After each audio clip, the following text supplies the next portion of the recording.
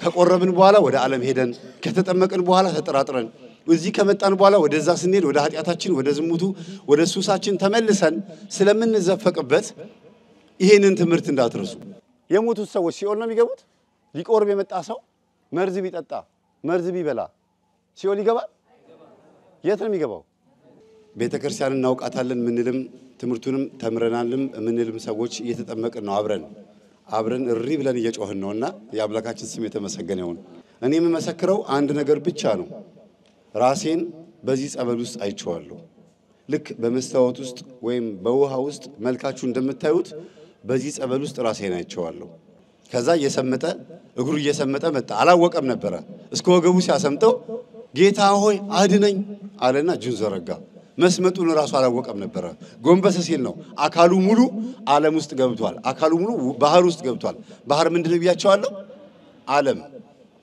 ራእይ ዮሐንስ ምዕራፍ 13 ላይ አንድ አውሬ ከባህር ሲወጣ አየሁ ይላል ያ አውሬ ዛሬ 666 ምንለው አውሬ ነው ባህር የተባለው ደግሞ ከዓለም ነው ከባህር ሲወጣ አየሁ ማለት እቺ ዓለም ይሄን አውሬ ታመጣዋለች እንቁረብ ባክህን ብላ ስትለምነው ወይም ስትለምናችሁ እንበል ሚስቶች እንግዲህ እዚህ ውስጥ ባሎች አላችሁ እዚህ ውስጥ ደግሞ ሚስቶች ትኖራላችሁ እንቁረብ ስትል አግኝተህ ነው መንፈሳዊ ሚስት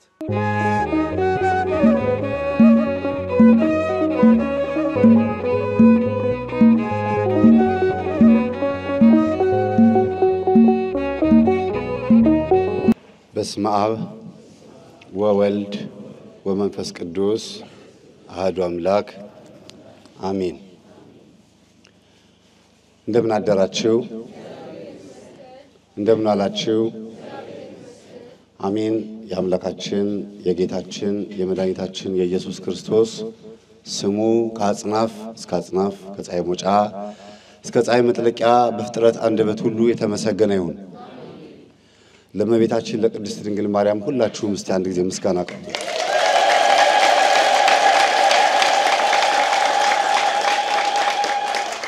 ከአዲስ አበባም ከባህር ዳርም ተነስተን ከተለያዩ የኢትዮጵያ ክልሎች ተነስተን እዚህ የደረስን በተለያየ የቀናት ወቅት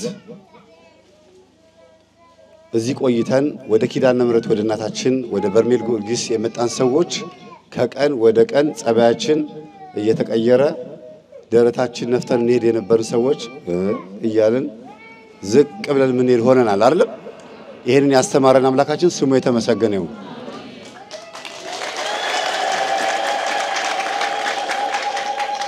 ድምጽ ይሰማል አይደል እሺ እንግዲህ ትህትና ያስተማረን አምላካችን ትህትናን ደግሞ ለእናቱ ለቅድስት ድንግል ማርያምም ያደላት የፍቅር አምላክ ስለሆነ ፍቅርን ከክርስቶስ ትህትናን ከማርያም ያልተማረ አገልጋይ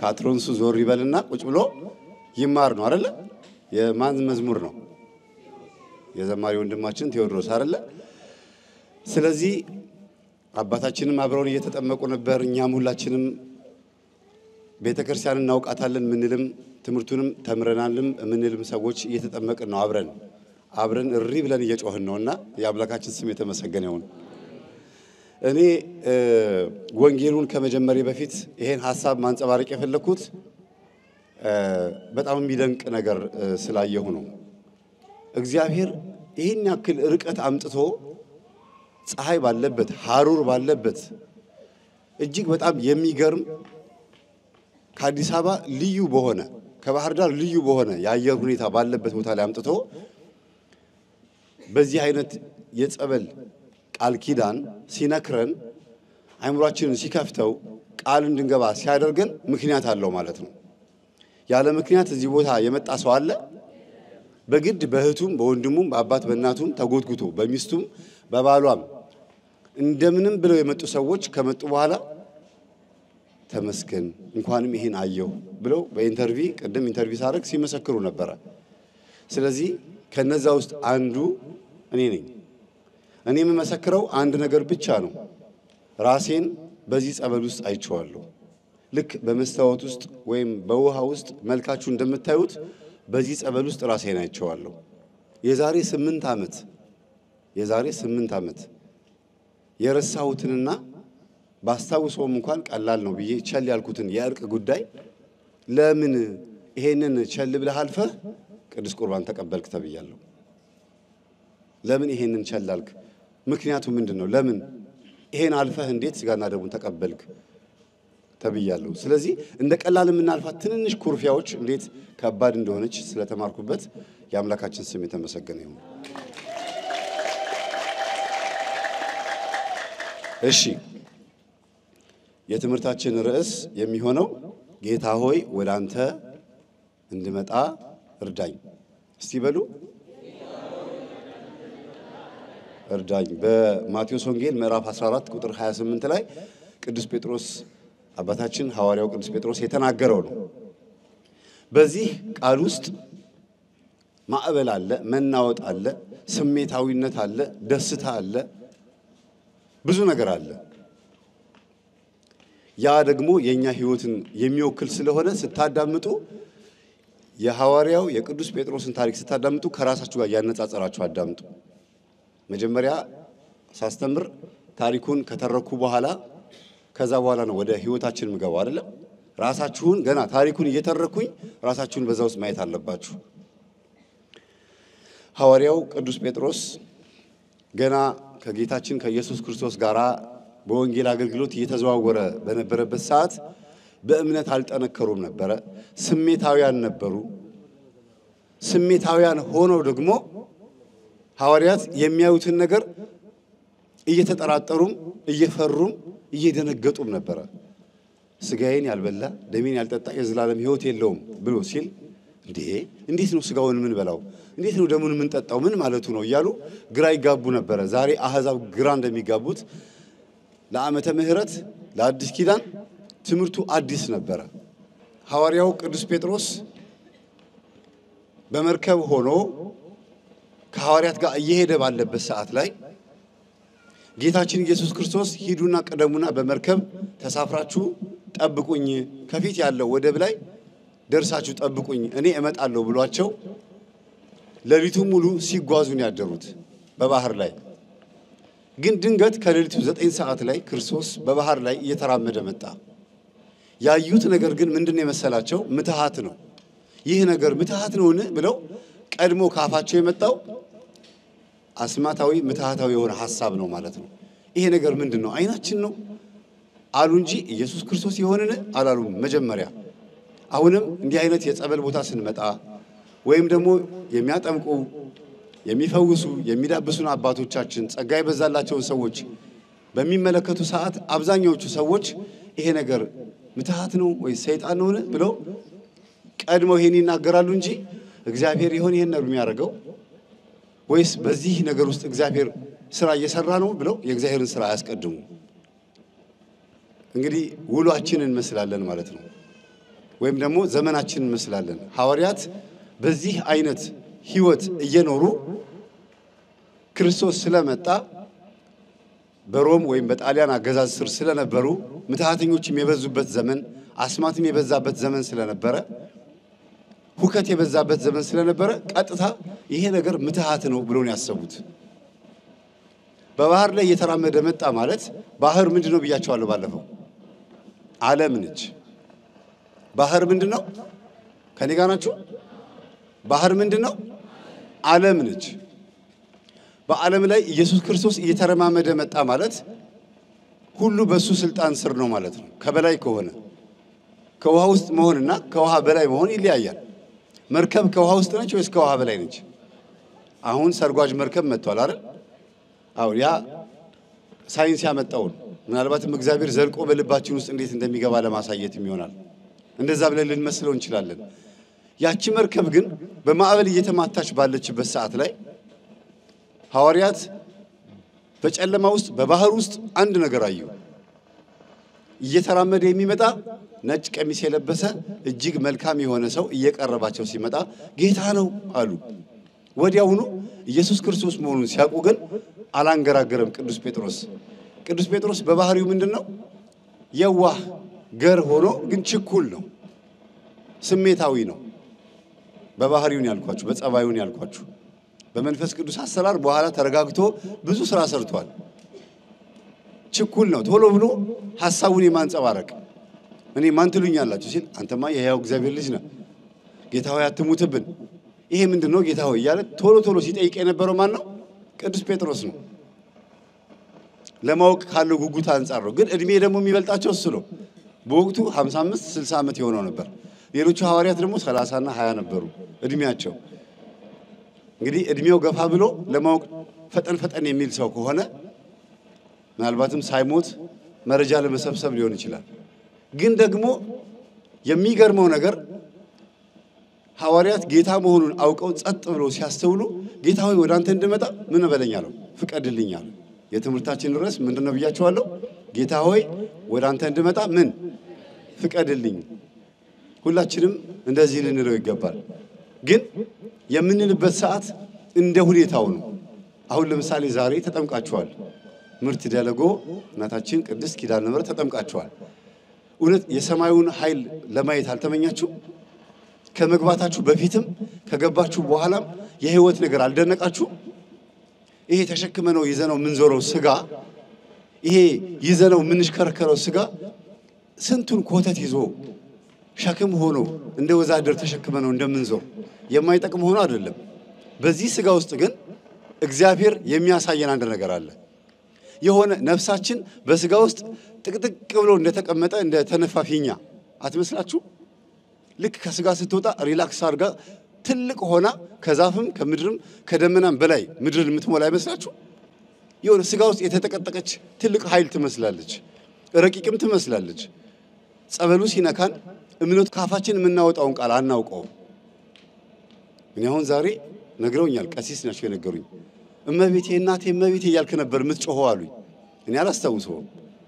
ሐዋርያው ቅዱስ ጴጥሮስም ልክ ጌታ እየተራመደ መምጣቱን ሲያይ ወደ አንተ እንድመጣ ፍቀድልኝ አለ አምላኩ መሆኑን ሲያቅ ወደ አምላኩ መሄድን ተመኘ ማለት ነው የምናየው ነገር ቶሎ ይስበናል መልካምም ይሁን መጥፎም ይሁን ይስበናል ለምን ነፃ ፈቃድ ስላለንና አይምሮአችን ስሜትን መጀመሪያ ስለሚያስተናግድ ነው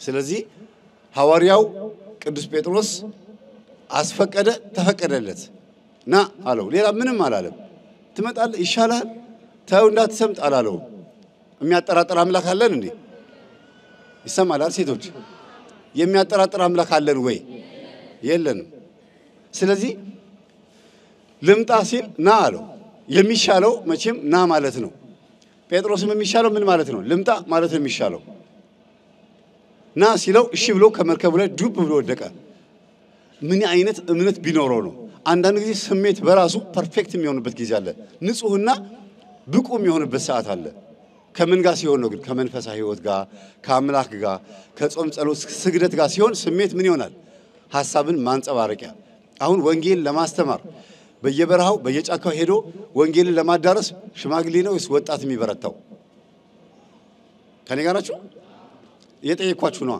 ሽማግሌ ነው ወይስ ወጣት ለምንድን ነው ለምስ ቅዳሴ ለማስቀደስ አባቶቻችን በፍትሐ ነገሥቱ ላይ አካሉ የጎደለ እግሩ በደንብ የማይንቀሳቀስለት እጁም ጎዶሎ የሆነ አይኑም ጎዶሎ የሆነ ሰው ጎዶሎ ስላችሁ ከተፈጥሮ ከስጋ ተፈጥሮ ነው የምላችሁ አይምሮ አላልኳችሁም ጎዶሎ የሆነ ሰው ማስቀደስ አይችልም መቀደስ አይችልም ለተልኮ መፋጠን ስለማይችል ቅዳሴ ላይ መሳተፍ አይችልም ማስቀደስ ግን ይችላል ለምንድነው ይሄ ሲባል ቅዳሴው በሙሉ አካላችን ብቻ ነው መቀደስ ያለበት እግዚአብሔር አካል ጎዶሎ አይፈልግም ማለት ነው ምን ይመስላችኋል እንዳይታጎላል ቅዳሴው ቅዱስ ቁርባን ለማቅረብ ወንጌሉን ንጹህ ጥሩ አድርጎ ፐርፌክት አድርጎ ለማቅረብ እንዲመች ብለው እንዳደረጉት ሁሉ ወጣትነታችንን ስሜታዊነታችንን ነፃ ፈቃዳችንን በሙሉ እንዴት አድርገን ማቅረብ ማሳተፍ እንደምንችል ለእግዚአብሔር እንዴት አድርገን መስዋዕት አድርገን ማቅረብ እንደምንችል ስለሚያውቅ ይሄ ትውልድ በመልእክት የሚያምን ምልክትን የሚፈልግ ቢሆንም ባይሆንም እግዚአብሔር አምጥቶ እዚህ ቦታ ሰብስቦናል ሐዋርያው ቅዱስ ጴጥሮስ ምንድን ያለው ናን ያለው ከእምነቱ ይሁን ከስሜቱ ይሁን ማብራራት አልፈልግም እና ችግር የለውም ያለው ከመርከቧ ዱብ ብሎ ውሃ ላይ ነው ያረፈው ልክ እኔ አሁን እዚህ መሬቱ ላይ ስረግጠው እንደሚሰማኝ ውሃ ላይ ረግጧል ማለት ነው በምኑ ነው ግን በእግሩ ነው የረገጠው በእምነቱ በእግሩ ነው በእምነቱ ነው እዚህ ቦታ የመጣ ነው በእግራችን ነው በልባችን እውነት በእግር ነው በልብ? እስቲ በልብ የምትሉ ያው እኔም በእግሩ የመጣ ሰው ደርሷል። እዚህ ገና ነው፣ መንገድ ላይ ነው አይደል? አልተሳፈረም፣ ትኬት አልቆረጠም። ስለዚህ እኛ ወደ አውሮፕላን ስንሳፈር ባስ ውስጥ ስንገባ ሁሉ ነገራችን ቀድሞ እዚህ ደርሷል። በምን ስላየ ነው? በቪዲዮ ስላየ ነው። መጨረሻችንንም እናውቀዋለን። ለምን? የመሰከሩት ሰዎች ተሰውሮ አልቀሩም። ከተሰወሩበት ተመልሰው በ3 ደቂቃ ውስጥ ያዩትን መጥተው በሚዲያ ነግረውናል።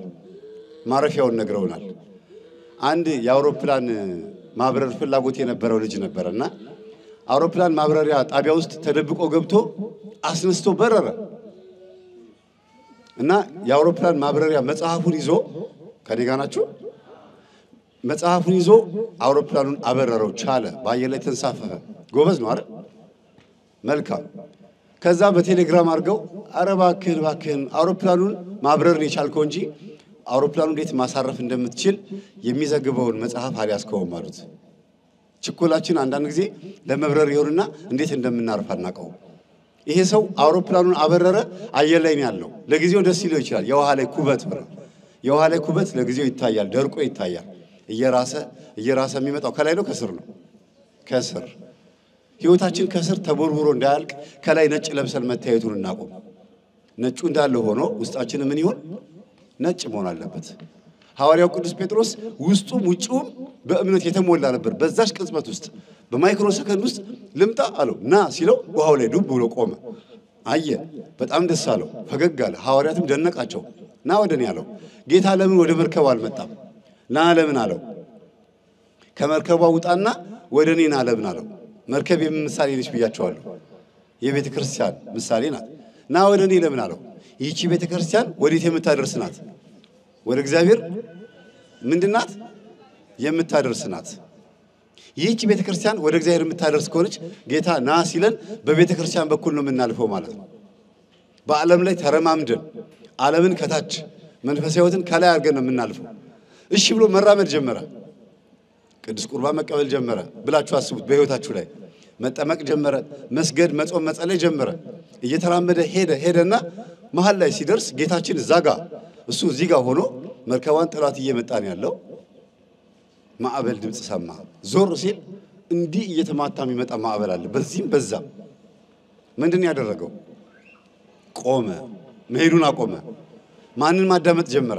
ማዕበሉን ብቻ። ከፊት ግን እጁን የዘረጋ ምን አለ? አምላክ አለ። አሁን ከኛ ፊት ምን ይታየናል? በዓይነ ሕሊናችሁ ቶሎ ወደ እሱ እንድንሄድ የሚናፍቅ የዓለም ኃጢአት ሳይጠልፈን ቶሎ በመጡልኝ ብሎ የሚናፍቅ አምላክ ያለ አይመስላችሁ? ማዕበሉን እንዳናይ እኔም ብቻ እዩ ና ወደ እኔ ብቻ ና እኔም ብቻ ተመልከት ዓይንህ እኔን ይመልከት የሚል አምላክ ያለ አይመስላችሁ? አለ አይደል? በውስጣችን አንዳንድ ደጋግ ሰዎች በጊዜ ሲሞቱ ምን እንላለን? በጊዜ ሄደ። ውይ ደግ ሰው እኮ አይበረክትም እንደው ቶሎ ነው የሚወስዳቸው ይባላል። አይሻላቸው? ይሻላል አይደል? እድሜ ለንስሐ ዘመን ለፍስሐ የሰጠን አምላካችን ስሙ የተመሰገነ ይሁን። ሐዋርያው ቅዱስ ጴጥሮስ በዛ ውሃ ላይ እየተራመደ እየሄደ ማዕበል መጣ። እርምጃው መቀጠል ሲገባው ቆመ። ጌታው ከፊልቅ እናት ልጇን ዳዴ ስታስብል ወፌ ቆመች አይደል የምትለው? እጇን እንደዚህ ዘርግታ ና ቶሎ። ከዛ ሮጦ ጠረጴዛ ይዛል ሕፃን ልጅ። ከዛ ይወድቃል፣ ይነሳል። ሐዋርያው ቅዱስ ጴጥሮስም በእድሜም በስጋም በአስተሳሰብም ከሕፃናት ትንሽ ከፍ ቢልም በእምነት ግን ሕፃን ሊሆን አልቻለም። በእምነት ተጠራጣሪ ሆነ። በእምነት እኮ ሕፃን መሆን ጥሩ ነው አንዳንዴ። ለምን? ሕፃናት ያምኑናል አያምኑንም? ያምናሉ። አሁን እኛ እዚህ ቦታ የመጣ ነው ጌታን አምነን ነው። ራሳችንን አምነን ነው የመጣ ነው፣ ወይም ደግሞ ማህበሩን አምነን ነው የመጣ ነው። በሰውኛ ግን ደግሞ የሆነ ችግር ቢነሳ ጦርነት ምናምን ቢነሳ የሆነ ነገር ብንከበብ እምነታችን እንደ ማዕበሉ እንደ ቅዱስ ጴጥሮስ ማዕበል የት ድረስ ይደርሳል? ፐርሰንቱ እስከምን ድረስ ይደርሳል? ችግር መጣ ቢባል የሆነ አተት መጣ ቢባል የሆነ ችግር መጣ ቢባል እምነታችን ይናጋል አይናጋም? እንዴት ነው የሚናጋው? እግዚአብሔርን የምንጠራጠረው ለምን እዚህ ቦታ መጥቼ ተከበብኩ እንደው ግሬ ባልተነሳ ከዛ ቦታ እንደዚህ ባልጠመቅስ ነው የምንለው? በረከቱን ቀምሰናል፣ እምነቱን ተቀብተናል፣ ቅባ ቅዱስን በዓይናችን በጆሮአችን አድርገናል፣ ጸበሉን አሽትተን ተጠምቀን የመንግሥተ ሰማያትን ጠረን በአፍንጫችን ምገን ለሶስት ደቂቃ ያክል ያየናትን ረስተን ቶሎ ብለን ወደ ስሜት ውስጥ እንገባለን ማዕበሉ ያናውጠናል ማለት ነው ወደ ከተማም ስንገባ ልክ እንደዛ ነን እንዴት ነው ሲባል ብቻ ጥሩ ነው እንላለን ችግሩ ከመሰከሩት ሰዎች ጋር አብረን እኛም ያንን ማየት ስለምንፈልግ ነው እነሱ ያዩትን እኛ ማየት አለብን ብሎ ሰው ስለለመደመ ነው ይሄ የሚሆነው ሐዋርያው ቅዱስ ጴጥሮስ በውሃ ላይ እየተራመደ አይደለም የሰመጠው ሲቆም ነው የሰመጠው ምን ሲል ሲቆም ነው የሰመጠው እየተራመደ አይደለም እየተራመደ ቢሄድማ ጌታ አጠገብ ሲደርስ ምናልባትም ጌታ ይስበዋል ከዛ እየሰመጠ እግሩ እየሰመጠ መጣ አላወቀም ነበር እስከ ወገቡ ሲያሰምጠው ጌታ ሆይ አድነኝ አለና እጁን ዘረጋ መስመጡን ራሱ አላወቀም ነበር ጎንበስ ሲል ነው አካሉ ሙሉ ዓለም ውስጥ ገብቷል አካሉ ሙሉ ባህር ውስጥ ገብቷል ባህር ምንድነው ብያቸዋለሁ ዓለም ራእይ ዮሐንስ ምዕራፍ 13 ላይ አንድ አውሬ ከባህር ሲወጣ አየሁ ይላል ያ አውሬ ዛሬ 666 ምንለው አውሬ ነው ባህር የተባለው ደግሞ ከዓለም ነው ከባህር ሲወጣ አየሁ ማለት እቺ ዓለም ይሄን አውሬ ታመጣዋለች የሁሉም ሰው አውሬነት የሁሉም ሰው ላይ ያለው ክፋትና ተንኮል ተሰብስቦ ያንን ሰይጣን ባይሰራውም ግን ከዚህ ከምድራችን ነው ተጎትቶ የሚወጣው ጴጥሮስ አባታችን ወገቡ ድረስ ውሃ አስምጦት ጌታን ሲጠራ እጁን ዘርግቶ ነው ጌታን የጠራው አለቀሰ ጮኸ ደነገጠ አድነኝ ብሎ እጁን ዘረጋ ጌታችንም ራመድ ብሎ አትጠራጠር ለምን ነው የምትጠራጠረው ብሎ ሳብ አድርጎ ወጣው አውጥቶት ግን ምን ላይ ነው ያቆመው እንደገና መርከብ ላይ ነው እዛው የሰመጠበት ውሃ ላይ ነው ያቆመው መጀመሪያ በራሱ እምነት ቆመ ከዛ በራሱ ደግሞ ጥርጣሬ ሰመጠ እንደገና መልሶ ማንስቦ አወጣው ከዛ ወር ስቦ ካወጣው በኋላ ደግሞ የቆመው ምን ላይ ነው እዛው ውሃ ላይ ማለት ነው አሁንም ከዳንን በኋላ የምንመሰክረው ለዚህ ምድር ነው የምንናገረው ለዚህ ትውልድ ነው ያለነው እዚሁ ምድር ላይ ነው ከገባንበት ረመጡስ ጎቱ ተወጥቶናል ለምን ጨንቆን በነበርንበት ሰዓት ከቆረብን በኋላ ወደ ዓለም ሄደን ከተጠመቅን በኋላ ተጠራጥረን እዚህ ከመጣን በኋላ ወደዛ ስንሄድ ወደ ኃጢያታችን ወደ ዝሙቱ ወደ ሱሳችን ተመልሰን ስለምንዘፈቅበት ይሄንን ትምህርት እንዳትረሱ የግድ ተዘፈቃላችሁ ማለት አይደለም ወደ ዓለም ተመልሰን ስንገባ ይሄ ፈተና አለ ነው ያልኩ ያለሁት ከፊት ለፊታችን ይታያል በአንድ አይን ብቻ መመልከት በአንድ እጅ ብቻ ማጨብጨብ አይቻልም ምናልባት በአንድ አይን ስላችሁ ይሄኛውን አይን አይደለም በምድራዊ ሐሳብ ብቻ መንፈሳዊውን ነገር ማወቅ አይቻልም በመንፈሳዊ አይን ግን ምድራዊው ማወቅ ይቻላል ለምን መንፈሳዊ አይን ምንድነው ሙሉ ነው ጌታ ሆይ አድነኝ ብሎ እጁን ዘረጋ እጁን ሲዘረጋ ጌታችን ስቦ ወጣው ያቆመውም እዛው ምድር ላይ ነው ዛሬም አድነኝ ብለን አለቀስን አለን ቅድም ስንጮህ ነበር አብረን አይደል አለን አድነኝ አለን አስቀደስን ሰገድን ቀኑና ተቀበልን ከዛ በኋላ መልሰን የሚያቆመን ደግሞ እዚቹ ምድር ላይ ነው በአዳም ልኮ የሚያመልኩ ጎረቤቶቻችን አጠገብ ሲጋራ ጫት የሚቀመው ቤተሰቦቻችን አጠገብ ያቆመናል ያልተውናቸው በጸሎት የምናስባቸው እነሱ ግን ከሱስ ያልወጡ ሰዎች አጠገብ መልሶ ያቆመናል ዓለም ላይ መልሶ ይተክለናል እኛ ከዚህ በኋላ ወደ ዓለም መመለስ ሳይሆን ይሄ ነገር አይጠቅምህም ብለን እምንመሰክር ነው ያለብን ስቦ ካወጣው በኋላ ተመልሶ ሰምጧል እንዴ አልሰመጠም እግዚአብሔር ከገባንበት ረመጥ ስቦ ካወጣን በኋላ በፍጹም ተመልሰን አንገባም የኛ ዘዴ ብቻ ነው የሚያድነን የሚመስለን ስለመጠጥ ሱስ ያለበት ሰው አንድ ሰው ነግሬያቸዋለሁ እኛ ውስጥ አሉ ለኛ ናቸው ከዛ አብረውን ደግሞ ይኖራሉ ስለማን እኛ አንፈልጋችሁም ስለምንላቸው ነው የመላእክትን አብሮ ከኛ ጋር መኖር ስለማንፈልግ ነው ዛሩ ከኛ ጋር አብሮ የሚኖረው አልፈልግም ስለምንለው ስለዚህ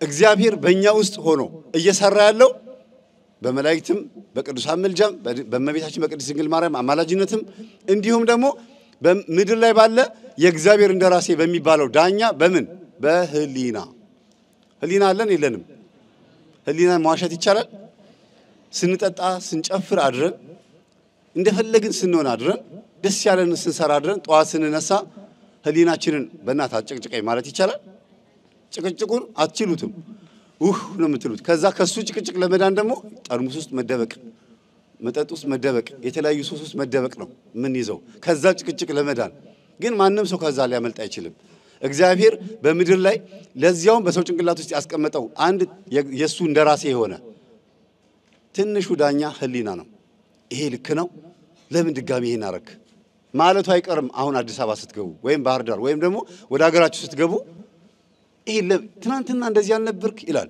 ይፈርዳል አይምሮ ስሜታዊ ነው ልቦና ደግሞ የምንሰጠውን ኮንሺየስሊ ፊት ለፊት ያለውን ስሜት ወስዶ የሚመዘግብ ነው ሐሳባችን የሚመዘግብ ነው ምንድነው የመዘገብነው አሁን መልካም ነገር በረከት ነው አይደል እዚህ ቦታ ላይ ክፉ የሆነ ነገር አይታችኋል ያንን ክፉ ያልሆነውን ነገር የመዘገባችሁትን ነገር ይዛችሁት ወደ ዓለም ስትሄዱ ወደ ከተማ ስትገቡ ወደ ቤተሰቦቻችሁ ስትሄዱ አንደኛ ትመሰክራላችሁ ሁለተኛ ነገር ታስጠብቃላችሁ ያዛችሁትን ታስጠብቃላችሁ ሶስተኛ ታሳድጉታላችሁ ጽጌረዳ አበባ ዋስና ጠጣት ታድጋለች ከምን ጋር ታድጋለች ከእሾክ ጋር ከቅጠል ጋር ከአበባው ከጸዳሉ ጋር አይደል ውሃ ያጠጣናት እሾክ ስላበቀለች እኛ ልትጎዳን ነው እንዴ ባህሪዋ ጸባይዋ ነው አይደል በቃ እኛ ደግሞ እንደ ጽጌረዳ አበባ ነን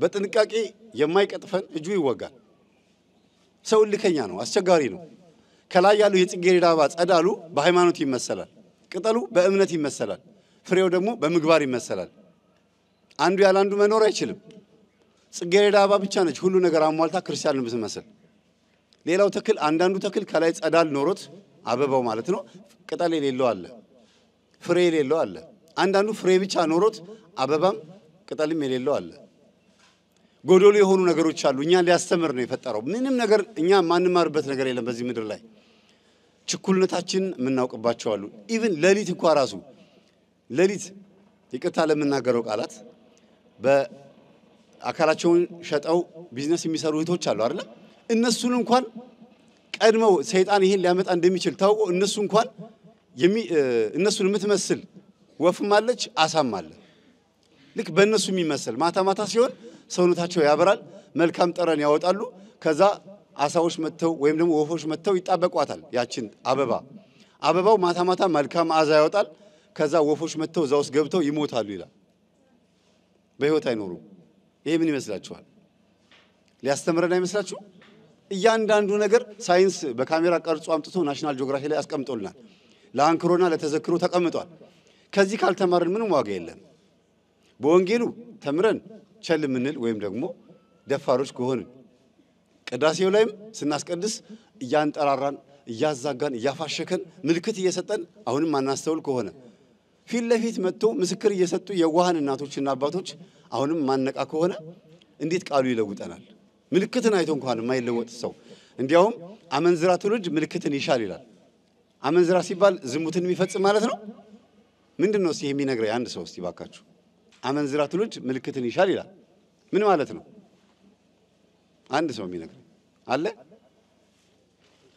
አመንዝራ ትውልድ ምልክትን ይሻል ማለት አንድ ብር ሲዘረዘር ስንት 10 ሳንቲም ይወጣዋል 10 አይደለ ተከፋፈለ ማለት ነው ድፍን የነበረው ልቦ የተከፋፈለ ትውልድ አንድ ቦታ መርጋት የማይችል ትውልድ ምልክትን ይፈልጋል እዛ ጋር ፓስተሩ እጁን እንዲጨንበት ይፈልጋል እዚህ ጋር ጸበሉ እንዲያስጮህ ይፈልጋል እዚህ ጋር የሆነ ተአምራት ማየት ይፈልጋል ብቻ ከበሽታው ከችግሩም ከሆነ ነገር ለመላቀቅ ምን ይፈልጋል ምልክትን ይፈልጋል አመንዝራ ማለት ይሄ ነው ብዙ ሰው አመንዝራ ትውልድ ሲባል ዘማዊ የሆነ ትውልድ ማለት ብቻ ይመስላል ሊሆንም ይችላል ግን ያ ብቻ ማለት ሳይሆን ዘውጉ ዋናው ልቦ የተከፋፈለ ሐሳቡ የተከፋፈለ ማለት ነው በጣም የሚገርማችሁ እግዚአብሔር እኛን ለማስተማር ያልከፈለ ዋጋ ያላደረገው ያላስነሳቸው ነቢያትና ቅዱሳን የሉ ሁሉ ነገር አስተማሪ ሆኗል ሁሉ ነገር እኛው ራሳችን እስኪደንቀን ድረስ ሰውን እናስተምራለን ለራሳችን መሆን ግን አቅቶናል እኛው የምናስተምረውን ትምህርት አንለወጥበትም እንጂ የምንናገረው ቃላት እስኪገርመን ድረስ ጥሩ ነው በጣም አሪፍ አስተምረናል ልንልና ያ ግን እኛን አይለውጠንም ስለዚህ ሁላችንም እኩል የምንሆንበት አንድ ህይወት አለ እሱም መንፈሳዊ ህይወትን በተግባር በቤታችን በደንብ መኖር ሰባኪውም ምእመኑም እኩል የሚያደርገው ይሄ ነው እንጂ ስላገለገለ ፐርሰንቱ ከፍ የሚልለት ስለተገለገላችሁ ፐርሰንቱ ዝቅ የሚልበት ደሃ ሀብታም ብሎ የሚለይበት ነገር የለም እግዚአብሔር ለሁሉም እኩል ነው የሚሰጠው እኩል እና የምናረጋቸውን ነገሮች ልናስተውል ይገባል ቅዱስ ጴጥሮስ አመነ ከመርከብ ወረደ መራመድ ጀመረ ከዛ በኋላ ቆመ የተጋባነው በቁርባን ነበረ በተክሊል ተጋብተን ነበረ ይላሉ እሺ ከዛ በኋላስ በቃ የቆረብንበት ቀን ብቻ የተጋባንበት ብቻ ቀን ብቻ ቆረብን ከዛ በኋላ ቆርበን አናቀም የሚሉ እህቶች ወንድሞች ይበዛሉ ለምን ሲባል አይ ባለቤቴ ወይም ሚስቴ እምቢ አለችኝ አስቸገረኝ ሁለቱ አንድ ሐሳብ መሆን አቃታቸው። ሲጋቡ ግን መዘምራኖቹ ምን ብለዋቸዋል? ሁለቱም አንድ ሆኖ ዛሬ ተብሎ ነበረ። በእውቀቱ ስዩም ምን አለ እኔ ስሙ መጥራት ባልፈልግም ስንጋባ ቄሱ ከሁለት ወደ አንድ ስጋ ናችሁ ብለውን ነበረ። ታክሲ ስንከፍል ግን የሁለት ሰው ከፈልኩ አለ። ይሄ በምድራዊ አስተሳሰብ ነው አይደል? በመንፈሳዊ ሐሳብ ግን ሁለቱ ስጋ ስንት ናቸው?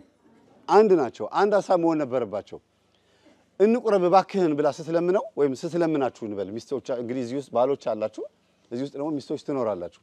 እንቁረብ ስትል አግኝተህ ነው መንፈሳዊ ሚስት በእውነት እግዚአብሔርን የምታመልክ እንቁረብ የምትል ሚስት አግኝተህ ነው ታማኝ? በዚህ ዘመን እጅግ በጣም የሚገርመኝ ነገር አንገታቸውን ቀና አድርገው አሰግገው ቆንጆ ፋሽን ልብስ ለብሰው አምሮባቸው በመንገድ የሚሄዱ እህቶች ለአንዳንድ ወንዶች አይነ ግቡ ሆነው የሚታዩ እህቶች ማለት ነው። እንደዛ ሆኖ እንዲታዩ የሚፈልጉ ወንዶች አሉ። እንደዛ ናችሁ እንዴ? ሚስቶቻችሁ አምሮባቸው ብቻ እንዲታዩ ለምን ቀሚስ የምትለብሹ ሶሪ ለማትለብሽም ብላችሁ የምትናገሯቸው እንዲለከፉ ነው፣ እንዲበላሹ ነው፣ ወይም ደግሞ እንዲሳሳቱ ነው። ለምንድን ነው የፈለጋችሁ ተብሎ ቢጠየቅ አረ አይደለም ነው የምትሉት። አይ ቆንጆ ሆና እንድታይ ስለምፈልግ ነው። አይ ይሄ እኮ ቤተክርስቲያን የማትፈቅደው ነው ሲባል አይ እሱማ ልክ ነው እንላለን። እያወቅን ነው አንድ ነገርን የምንቃወመው የምንፈቅደው። ሚስቶች ወይም ደግሞ እህቶች መንፈሳዊ ሕይወትን መኖር ፈልገው እግዚአብሔርን መከተል ፈልገው በጣም በሚገርም መልኩ ባሎች ተቃራኒ ይሆናሉ። ባሎች ደግሞ ወይም ወንዶች ደግሞ እግዚአብሔርን መከተል ፈልገው መልካም ሕይወትን መሄድ ፈልገው እህቶች ይቃወማሉ በተቃራኒው። ይሄንን የሚያደርግ ግን እውነት የሰው ልጅ ተፈጥሮ ነው?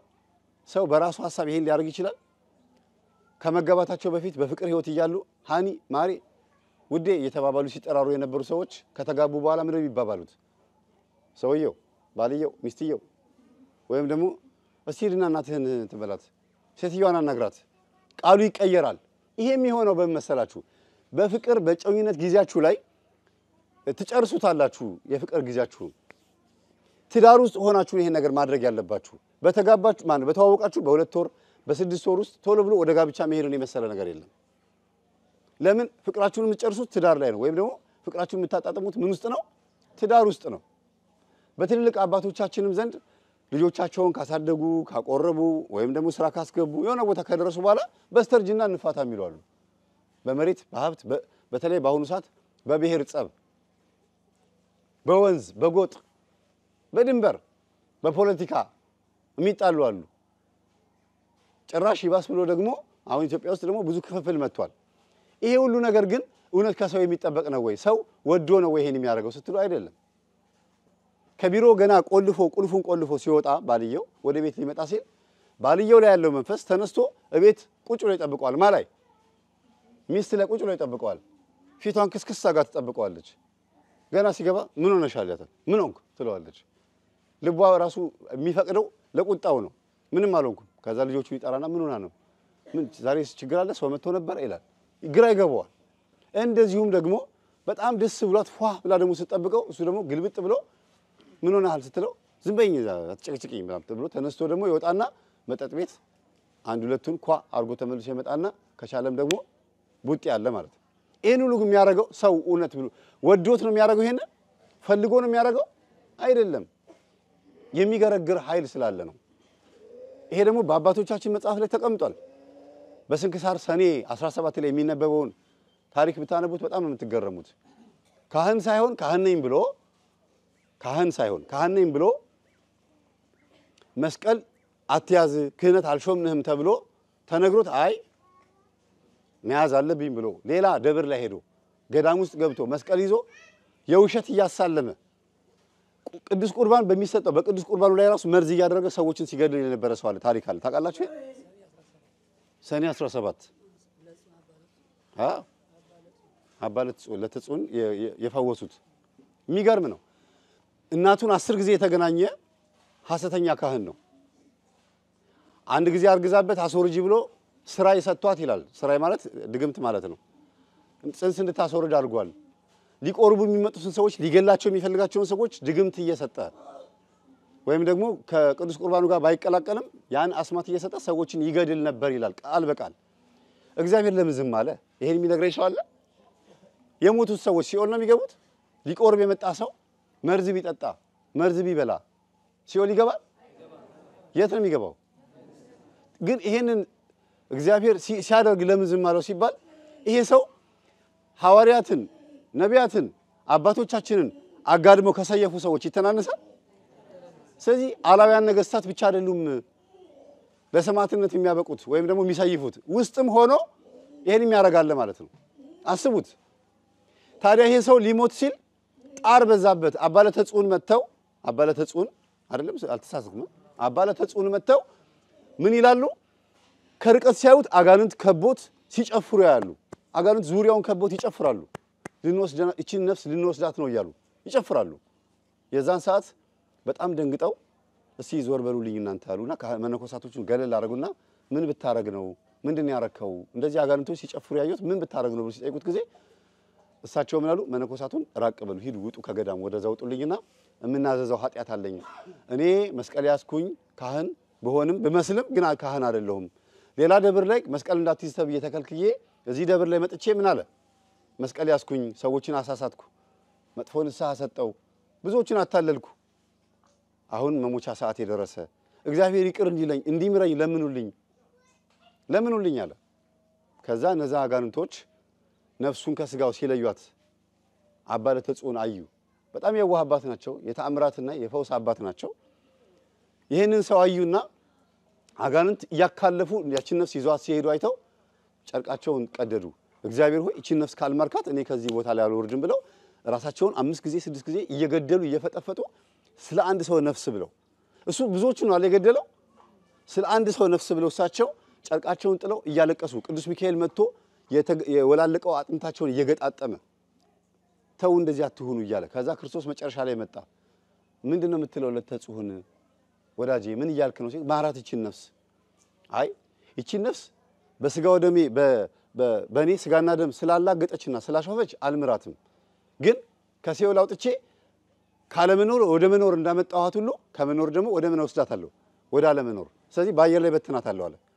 ሲኦልም አይደለችም ነፍስ ገነትም አይደለችም የት ገባች አይታወቅም። ለአዳምም በአፍንጫው የሕይወትን እስትንፋስ እፍ አለው አይደል የሚለው ከማን ወጣች ከእግዚአብሔር ወደ ገነት ስንገባ ደግሞ ያቺ ቅዱስ ሆና የወጣችው እስትንፋስ ተመልሳ ገነት መንግስተ ሰማያት ቅዱስ ሆና መግባት ስላለባት ይቺ ነፍስ እንዴት ቅዱስ ትሁን ተናግሯል። ደግሞ ምን አለ እኔን ብትሰድቡ አለ እኔን ብትሳደቡ ሰው ሆኜ ተወልጄ ስለመጣሁኝ ትንሽ አምላክ አይደለም ብትሉ ያስኬዳል። ለምን ሰው አምላክ ሊሆን ስለማይችል መንፈስ ቅዱስን የተሳደበ ሰው ግን አለ ምህረት የለውም አለ። ምክንያቱም በአይናችን አላየነው ምን ሲያረጋ አይተነዋል። ምናልባት ንፋስ ዛፍ ሲያወዛውዝ እናያለን። መንፈስ ቅዱስን ግን ያየው ሰው አለ? ስለዚህ እግዚአብሔርን በአምላክነቱ ጎልማሳን በሚስቱ ከመጡበት ወደ ኋላ ይልም እንደሚባለው በስጋው ደሙ በኩል ስለመጣበት ይቺ ነፍስ ወደ አለመኖር በተናት ይላል። የሚገርም ነው። አመስግነው እኛ አባት በሰኔ 17 ቀን ገላቸው ይነገራል። ይሄን ያመጣው ስለምንድን ነው? እንደው እንዲህ ባረገኝ ማለት የለብንም። ግን ደግሞ እንዲህ ያደረጉም በውስጥ በኩል አሉ። የተባረኩ አባቶች ደግሞ አሉ። እንደ አባ መባጽዮን ያሉ ቅዱስ ቁርባኑን አንድ ወጣት ተቀብሎ ከቤተ መቅደስ ሲወጣ እንቅፋት መታውና እግሩ ተላጠ፣ አውራጣቱ ተላጠ። ወይኔ የጌታዬ ስጋና ደም መሬት ላይ ነጠፈ፣ ወይኔ ረከሰ እንዳይረክስ ብለው ሄደው አውራጣቱን ምጥምጥ አድርገው ደሙ እስኪቆም ድረስ ያንን ምናልባትም እግር ከባድ ነው አይደል? እንኳን እግር እጅ ራሱ ይጠባል አይደረግም አይደል? ያንን አድርገዋል ይባላል። እንዲሁም ደግሞ በሌላ ቦታ ላይ አንድ ሰው ቅዱስ ቁርባን ተቀብሎ ሲወጣ አስመለሰው፣ ይቅርታ ለምናገረው ነው አስመለሰው፣ ደጅ ላይ ነው ያስመለሰው። ወይኔ የጌታዬ ስጋና ደም መሬት ነካ ብለው ከነቱከቱ ከነአፈሩ አፍሰው በልተውታል ይባላል። የዚህን ያክል ቅዱስ ቁርባኑን የሚያከብሩ አባቶች ባሉበት ሰዓት ላይ ደግሞ እንዲህም ደግሞ አለ። ስለዚህ ቤተክርስቲያን ውስጥም እንደ ኖህ መርከብ የተሽጎረጎረ ማንነት ያለን ሰዎች ነው ያለነው። ነብር ወንድና ሴት እንደገባ ሁሉ እርግብም ወንድና ሴት ገብቷል። ፍየል ወንድና ሴት እንደገባ ሁሉ በግም ወንድና ሴት ገብቷል። በኖህ መርከብ ውስጥ ሁሉም እንስሳት ወንድና ሴት ሆነው እንዲገቡ የተደረገው ባህሪዎቻችን የተለያየን። እዚህ ውስጥ ሁሉም የዋህ አይደለም፣ ሁሉም ደግሞ ጨካኝ፣ ሁሉም ደፋር አይደለም። ባህሪያችን የተቀያየረ ማን ነው? ጸባያችን የተቀያየረ እንዲሆን ያደረገው ማን ነው ታዲያ? ኑሮ ነው የሚያስቀባጥረን አይደለም። የምንጮኸው ጭንቀት ነው። አንዳንድ መምህራን እንደሚናገሩት እውነት የህዝብ ጭንቀትን የሚያስቀባጥረው አዳልሞቴ በጭንቀት የሚወጣ ስም ነው። እኔ ጠቋር ነኝ ሲል ጠቋር የሚባል ጭንቀት አለ እሱ ስሙን ያውቃል አይደል? በሰዎች ላይ ያላግጣል። በጣም ይገርማል። ስለዚህ እኛ የሆነውን እናውቃለን፣ እኛ እናውቅላቸዋለን የሚሉት እነሱ በቤታቸው ተቀምጠው የሚያውቁት ነገር ስለሌለ ነው። እናንተ ያወቃችሁትን አውቃችኋል። ያወቃችሁትን ይዛችሁ ደግሞ ወዴት የምትሄዱት? ወደ ቤተሰቦቻችሁ። ያወቃችሁትን ታሳያላችሁ። ያሳያችሁትን ደግሞ በተግባር መኖርን ያለባችሁ። አይ በርሜል ደርሰሽ መጣሽ አትመስይም ደግሞ ተነሳብሽ መባል አለበት? በፍጹም። ደግሞ ጀመረህ። አይ እንደው አንተስ እንደው መቼ ይሆን የምትቀየረው? ታጥቦ ጭቃ አድሮ ቃሪያ ከርሞ ጥጃ አይደል የሚባለው?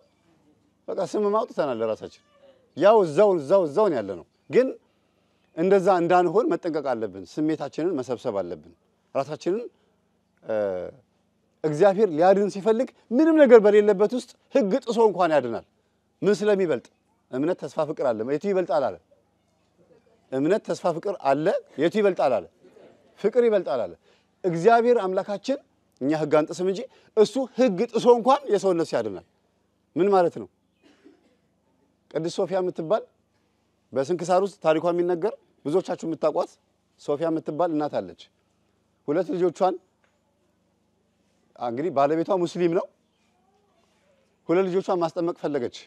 ወደ በረሃ ወደ ቤተክርስቲያን ስትሄድ ባህር አቋርጣ ልክ ወንዝ እንደተሻገር ነው ባህር አቋርጣ ነበር የምትሄደው በመርከብ ላይ።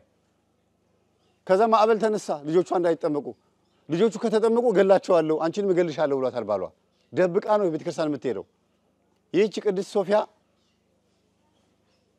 በባህር ላይ ስትሄድ ማዕበሉ ሲናወጥ የምትገባ የምትሰምጥ የምትሞት መሰላት። ልጆቿ የሚሞቱ መሰላት። ክርስትናን ሳይቀበሉ ልጆቼ እንዳይሞቱ አምላኬ ሆይ ምን ይሻላል ብላ ተጨነቀች። ጭንቅ ሆነ። ይቺ በርሜል ውስጥ የምትሆኑባት የጭንቅ ሰዓት አስቧት። እንዴት ነው ሽታው ሲመጣ ወይም ደግሞ ጸበሉ ሲያርፍባችሁ የሆነ በጣም የሚጨንቅ ሰዓት የለም? የሚያስፈራ ሰዓት። በነገራችን ላይ ነገም እኮ አሁን ልጠመቅ ሲሄድ እንደ አዲስ ነው የምጨነቀው። አንላመደው ማለት ይለመዳል እንዴ? በቃ ሁሌ አዲስ ነው። ስለዚህ ጨነቃት ይላል።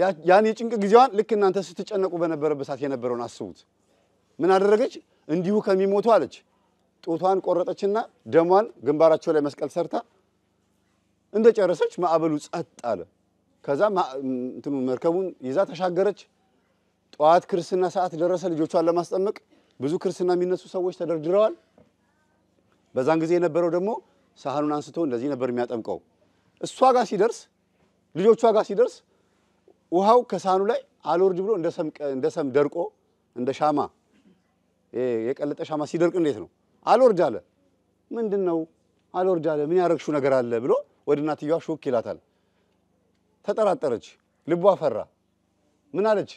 አይ ማዕበል ተነስቶብን ልጆቼ ሳይጠመቁ መሞት የለባቸውም ብዬ ጡቴን ቆርጬ ቀብቻቸዋለሁ ብላ ስትነግረው አይ እግዚአብሔር ሴት ካህን አትሆንም፣ በሴት ክህነት ውስጥ ስራ አይሰራም፣ ግን እንዲህም ታረጋለህ ብሎ የመንፈስ ቅዱስን ስራ ተቀብሎ አልፏል።